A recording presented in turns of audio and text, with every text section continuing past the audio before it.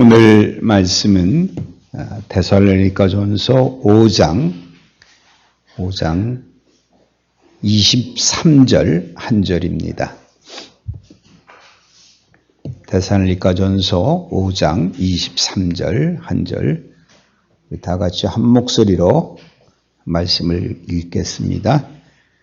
평강의 하나님이 친히 너희를 온전히 거룩하게 하시고 또 너희의 온 영과 혼과 몸이 우리 주 예수 그리스도께서 강림하실 때에 흠없게 보존되기를 원하노라. 아멘. 오늘 부활주일입니다. 오늘 부활주일날 오늘 이렇게 꽃도 아름답게 부활주일만 되면 이 백합이 굉장히 향기도 많이 날 뿐만 아니라 이 백합이 많이 부활주일날 꽃자지는 꽃 중에 하나입니다. 오늘 그리고 이쪽에 보니까 계란이 있어요. 계란이 있는데 아주 이쁘게 장식을 한 계란이 지금 있습니다. 이 꽃과 이 달걀, 이 모든 것들이 이제 우리 부활주일, 오늘 특별히 위에도 부활주일이라고 말도 써놨고, 이 부활주일이 왜 기뻐해야 되느냐 하는 겁니다. 여러분, 이 부활주일을, 이 예수님이 부활하신 것을 처음 본 사람들이 누구냐 하는 거예요. 누가 먼저 봤나요? 항상 보면 여자들이 먼저 봤어요. 남자들은, 여자들이 가서 전했는데도 불구하고 남자들은 가서 보고 믿지를 않았습니다. 근데 이 여자들은 가서 만났는데, 여러분 왜 여자들이 먼저 봤는지 아십니까? 뭐 성경이 썼으니까 그렇죠. 그게 아니라 성경의 마지막에 보게 되면 예수님이 십자가에 달리실 때 그 옆에 있던 사람들은 거의 다 여자들이었어요. 그리고 무덤에 묻히러 갈 때 그때도 쫓아간 사람들이 대부분의 여자들이었어요. 그리고 그 무덤에서 지키고 있던 사람들이 누구냐? 여자들이었어요. 그리고 안식 후 첫날 예수님이 동굴 안에 들어가 있었는데, 오늘 아침에 전도사님이 동굴이 왜 동굴에 모셨느냐 하는 얘기를 아주 정확하게 하시는데, 예수님이 왜 하필이면 동굴에 갔을까요? 그리고 우리나라는 무덤이 동굴이 아니죠. 근데 왜 이스라엘 사람들은 동굴에다 모셨느냐 하는 거예요. 특히 보면 로마 같은 거에도 지하에 있잖아요. 그랬더니 오늘 전도사님이 애들에게 설명하는데 이런 얘기를 하시더라고요. 아주 정확한 얘기를 하시는데, 동굴 안은 서늘하잖아요. 그러니까 부패가 천천히 되는 거예요. 그러니까 오랫동안 보관하기 위해서 그것을 이 동굴에다가 모시고, 그 다음에 또 뭘 했습니까? 향을 바르죠. 향품.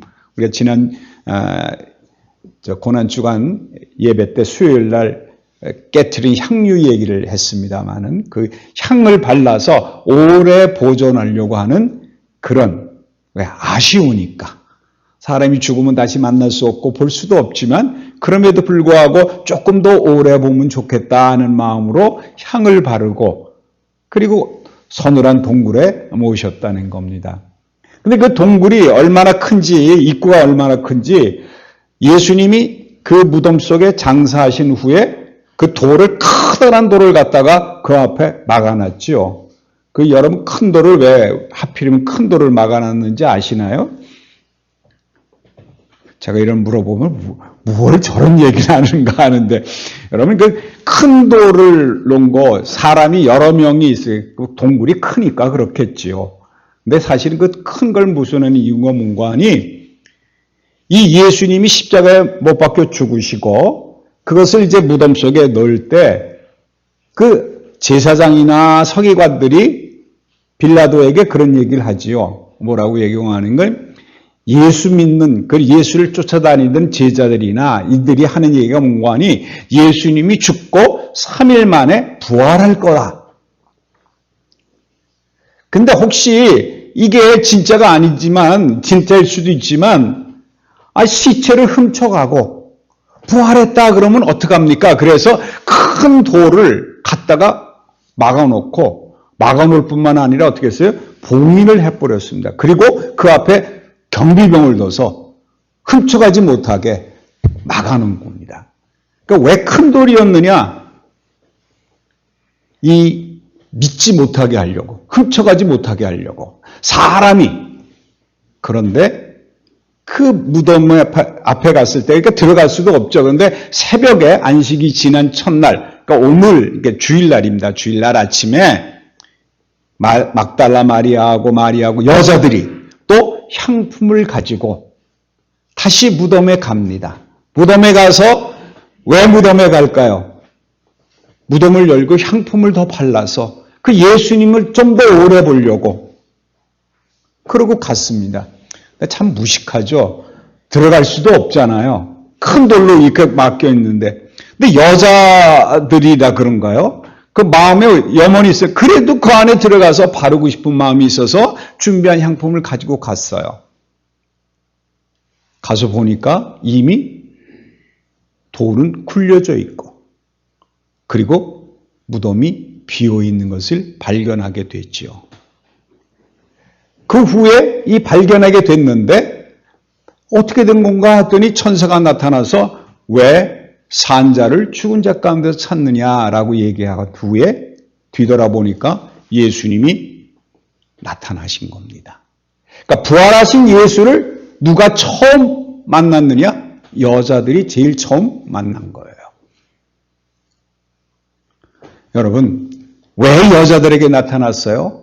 그들에게 간절한 소망이 있었기 때문에 그렇습니다. 부활할 거라는 소망보다는 어떻게 하면 조금 더 예수님을 오래 볼 수 있을까? 마음에 예수님을 품고 있었기 때문에 그들이 부활을 맞이할 수 있었던 겁니다. 우리도 마찬가지예요. 오늘 이제 부활주일이다 이렇게 나오니까 참 오늘 부활주일이니까 오래간만에 보는 얼굴도 많습니다만은 정말 얼마나 감사한지 모르겠어요. 내일부터는 완전히 원상복귀한다고 합니다만은 어쨌든 우리가 여기 나와서 특별히 부활주일이라 오늘 꽃도 백합꽃 하나 놓고 계란도 나오고 이것이 무엇이 되느냐는 거예요. 이게 볼 때 그런가 보다 하시는 것은 결국 부활한 예수를 만나지 못했기 때문에 그렇습니다. 영원한 마음이 없어요. 예수님을 끝까지 보고 싶고 그를 만나고 싶은 마음이 있는 자에게는 예수님이 부활하셔서 나타나서 만나주셨다는 거예요.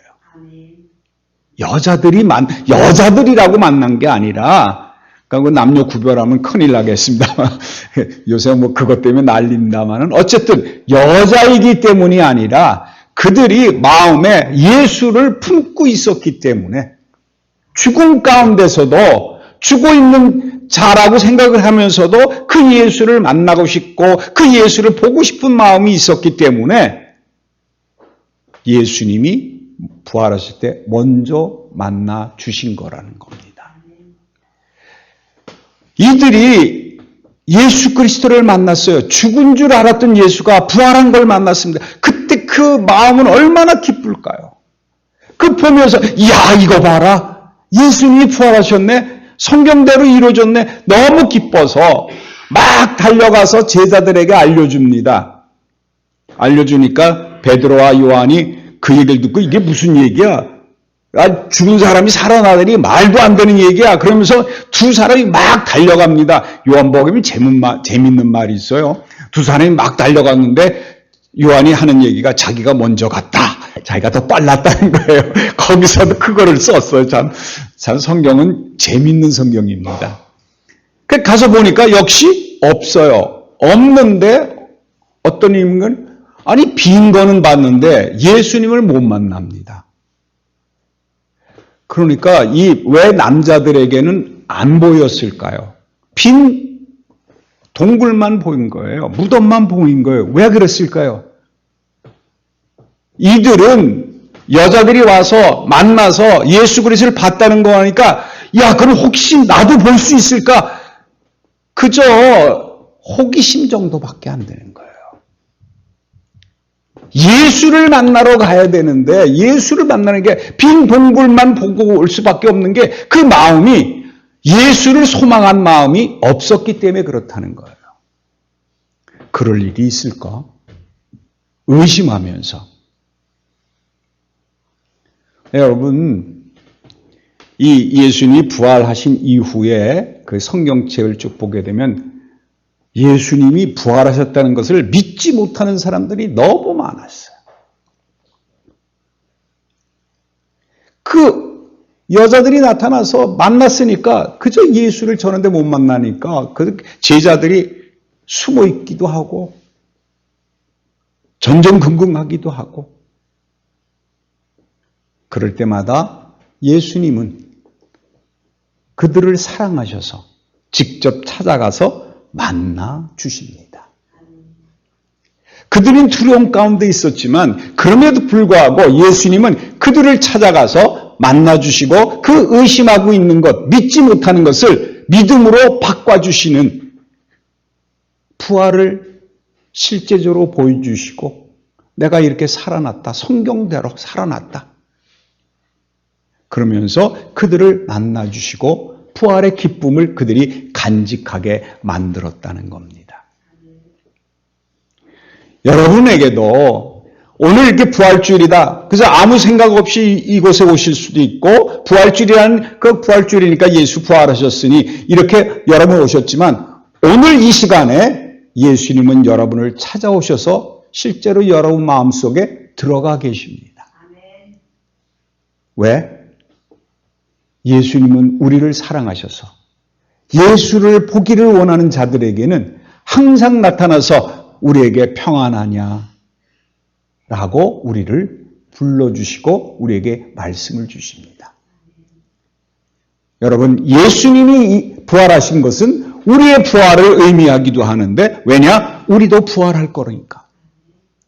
오늘 이 말씀을 이제 보게 되면 이 부활이 여기만 있는 게 아니라 예수님이 부활하셨지만 나사로도 부활했어요. 그렇죠?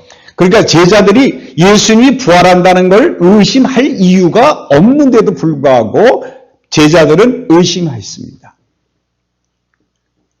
그런데 그들이 예수 그리스도가 부활했는데도 불구하고 그리고 예수를 만났어요.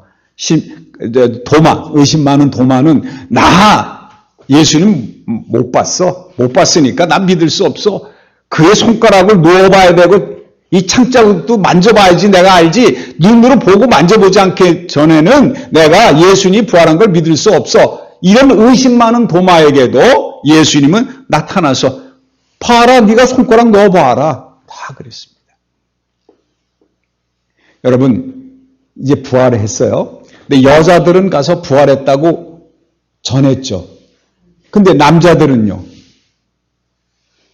자, 보세요. 참, 이 믿음이 만났을 때, 그 예수를 만났을 때 그 기쁨이 있으면 여자들처럼 나가서 전할 수 있는데 왜? 소망이 있었으니까. 그것을 보고. 그런데 남자들은 예수님을 만나서 부활하신 걸 만나긴 했는데 눈으로 보긴 했는데 그들이 전하진 못했습니다. 전하진 못했어요. 기껏 한 일이 무엇인 줄 아세요?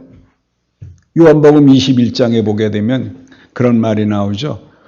베드로가 야 이제 고기나 잡으러 가자 그럽니다. 여러분 잘 기억하세요.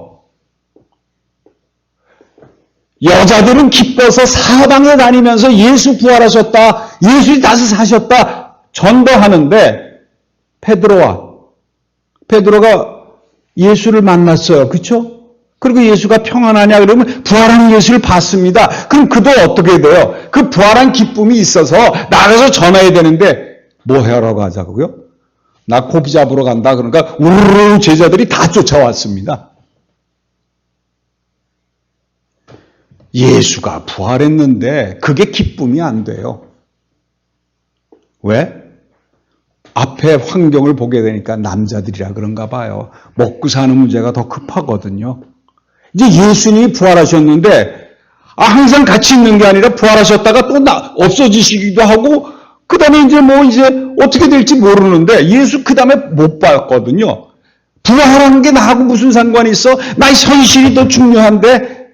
그러니까 고기 잡으러 가자니까 남자 있는 제자들이 다 그래. 같이 가자. 야, 너만 먹고 사냐? 나도 먹고 살자. 같이 가가지고 열심히 가서 그물을 던졌는데 물고기는요. 한 마리도 못 잡았어요. 한 마리도 못 잡았어요. 어떻게 보면 예수님이 부활하셨는데 그 감격, 그 기쁨이 있는데도 불구하고 남자들은 무슨 생각을 해요? 현실이 눈앞에 보이는 거예요. 현실이 눈앞에 보이는 거예요. 예수 부활이 나하고 상관이 없는 거예요. 왜? 아직도 눈은 세상에 있기 때문에 그렇다는 거예요. 오늘 여러분 이 자리에 오셔서 예수 그리스도가 부활하셨다. 그 여러분하고 무슨 상관이 있습니까? 당장 눈앞에 내일부터 이제 코로나가 해결이 됐다고 그래가지고 다 이제 마음대로 놀라 그러는데, 야, 경제는 점점 올라가고요. 물가는 올라가죠. 기름값도 올라가죠. 이제는 병 걸리면 누가 돈 내야 되느냐? 내가 내야 되지요. 현실이 눈앞에 보이니까 코로나가 다 풀어졌다고 해도 마음이 어떻게 돼요? 근심 걱정이 다 가득한 거예요. 아무런 감흥이 없어요.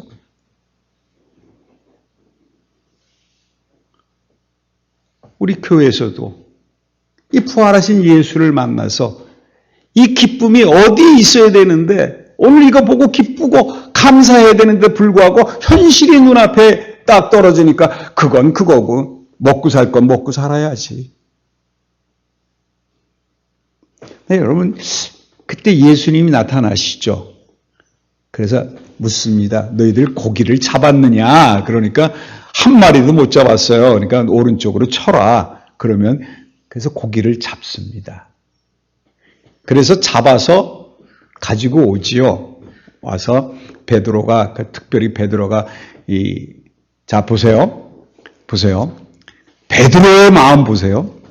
지금 예수님이다 하는 것을 듣고 배에서 예수님이다 하는가 이 겉옷을 벗고 그물을 치다가 예수님이다 하는 소리를 듣고 겉옷을 입습니다. 겉옷을 입고 물 위로 뛰어내려요.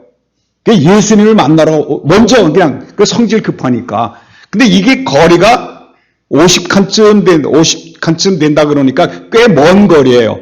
그 먼 거리라 그 큰 배에서 고기를 나눠올 수 없어서 작은 배가 가가지고 고기를 이쪽으로 옮겨서 가져올 때 거리가 멀죠.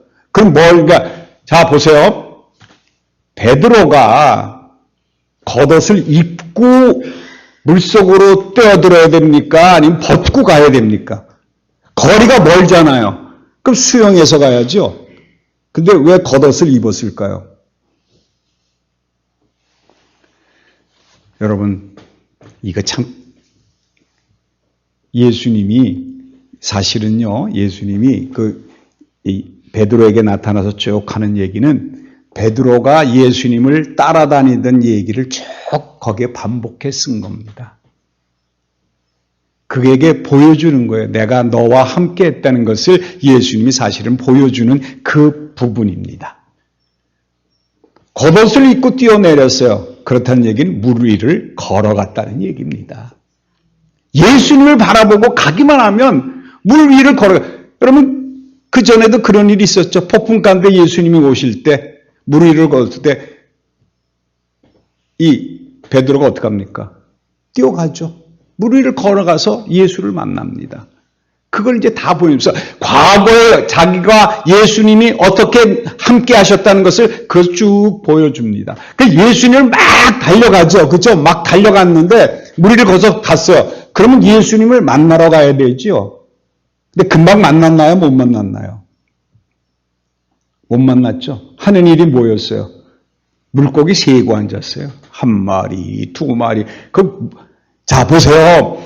부활의 예수를 만났어요. 너무 기뻐요. 그럼 예수님 가서 만나는 게 먼저예요? 물고기 세는 게 먼저예요? 사람이 그래요. 자기가 죄진 게 있잖아요. 3번 모른다고 부인했으니까 좀 창피하니까 거기를 못 가고 어떻게 하고 앉았어요? 대면적이니까 그저 생선이나 새고 앉았어요. 한 마리, 두 마리, 세 마리, 그러니까 153마리니까 1초에 한 마리씩 하면 153초를 얼마나 많은 시간이. 그동안에 제자들은 물고기 싣고 와서 예수를 만나죠. 천천히 만납니다. 네, 여러분 여기 중요한 얘기가 있어요. 예수님이요, 거기서 숯불을 피워놓고 음식을 준비하고 계셨습니까? 아니면 그 제자들이 잡은 물고기를 잡아서 그 위에 올려놔서 물고기를 구웠을까? 자, 그러니까 성경을 잘 보셔야 돼요. 예수님이 이미 떡과 물고기를 굽고 계셨습니다. 제자들 거 안 했어요. 뭘 의미하시는지 아십니까? 예수님은 우리의 모든 것을 아시기 때문에 모든 걸 준비하고 가지고 계신 분이에요. 우리가 잡은 거가 아니라 예수님은 우리를 위해서 이미 준비하고 계셨어요. 떡과 물고기를 이미 굽고 계셨어요. 그리고 나서 굽고 올 때 제들에게 물고기를 가져와라서 덧붙여서 하셨죠. 여러분, 부활의 주님은 어떤 분이냐? 우리를 사랑하셔서 우리를 만나주시기도 할 뿐만 아니라 우리에게 필요한 것을 모든 것을 준비하시고 우리를 기다리시는 분이 예수 그리스도입니다. 그렇기 때문에 우리가 부활한 주님을 만나는 기쁨이 있어야 되는 거예요. 그런데 여러분 아주 중요한 얘기가 하나 있습니다. 왜 이들이 부활한 주님을, 십자가에서 예수 그리스도 함께 죽었잖아요. 그럼 예수님이 부활하셨잖아요. 그러면 우리도 부활해야 되는데 왜 예수님이 부활한 것이 기쁨이 안 되고 그들에게 왜 세상 환경만 그리고 자기가 처한 위치만 봐서 그것만 눈여겨봤을까요? 그 이유는 어디에 있느냐? 아직 부활하지 못했기 때문에 그래요. 예수님은 부활하셨는데 제자들은 부활하지 못했습니다. 언제 부활을 하게 되지요? 오순절날 성령이 우리에게 오셨을 때, 예수 그리스도의 우리의 영이 우리 안에 들어왔을 때 비로소 우리에게는 어떤 일이 일어나느냐? 참 기쁨의 예수를 만나서 그와 동행하는 놀라운 역사가 일어나게 된다, 그런 겁니다. 그래서 예수님이 마태복음 28장에 마지막 하늘나라에 올라가시면서 제자들에게 한 얘기가 있지요. 여러분 그 앞에 있는 얘기 잘 알죠. 너희는 가서 모든 민족을 제자로 삼아 아버지와 아들과 성령의 이름으로 세례를 베푸고 내가 너에게 분부한 모든 것을 가르쳐 지키게 하라. 볼지어다 내가 세상 끝날까지 너희와 항상 함께 있으리라. 예수님이 마지막 얘기, 이게 중요합니다.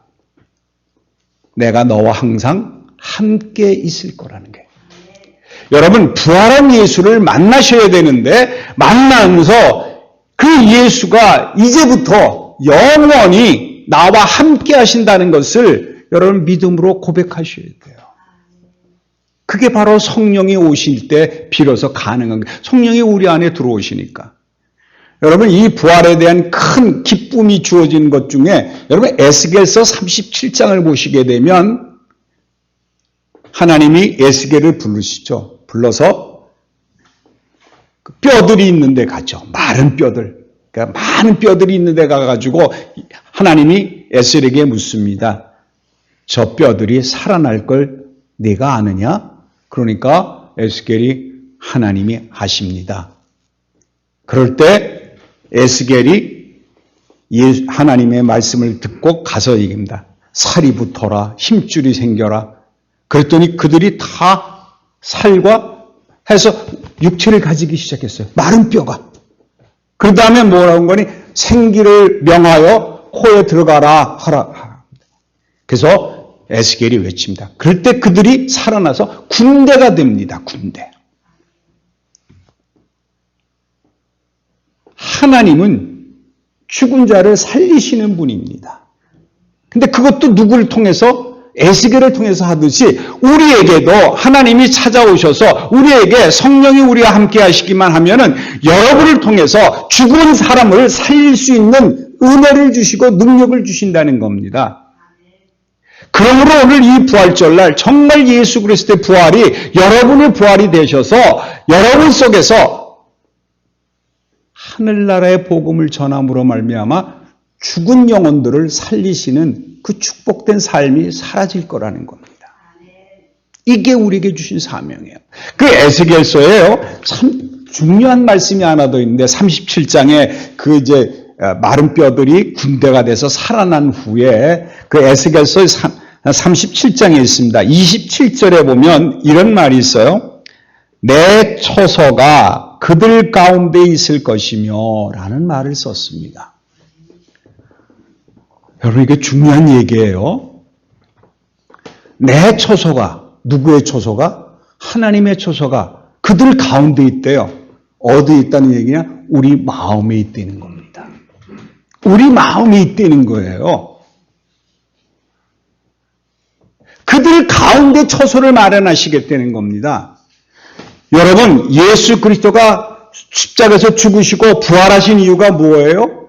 여러분 안에 예수 그리스도가 들어올 처소를 마련하신 거예요. 이제 내가 죽게 되면 이 내 안에 비어있는 그릇이 마련돼요.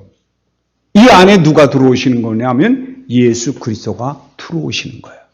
그게 나는 죽고 그리스도로 사는 거예요. 그래서 내가 처소가 내 안에 만들어지는 거예요.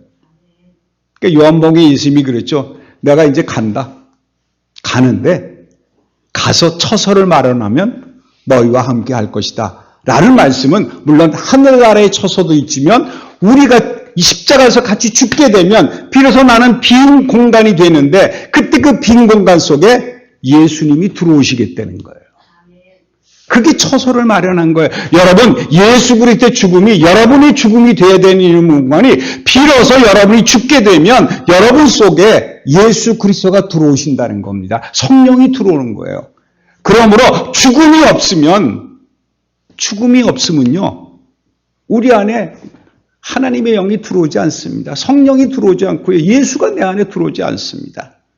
오늘 이 부활절 예수 그리스도와 함께 십자가에 못 박혀 죽은 여러분이 이제 부활하시는 그 축복이 여러분에게도 주어질 텐데 그 축복이 주어지는 방법은 뭐냐? 나는 죽어야 비로소 그리스도가 내 안에 들어오는 축복된 삶을 산다는 겁니다. 오늘 이 본문 데살로니가전서 5장에 보면 이런 말이 있습니다. 9절하고 10절에 보게 되면 여러분 이게 10절에 보면 이런 말이 있어요.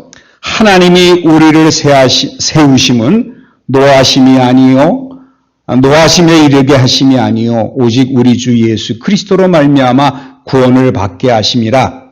예수께서 우리를 위하여 죽으사 우리로 하여금 깨어있든지 자든지 자기와 함께 살게 하려 하심이라. 이 말씀이 있어요.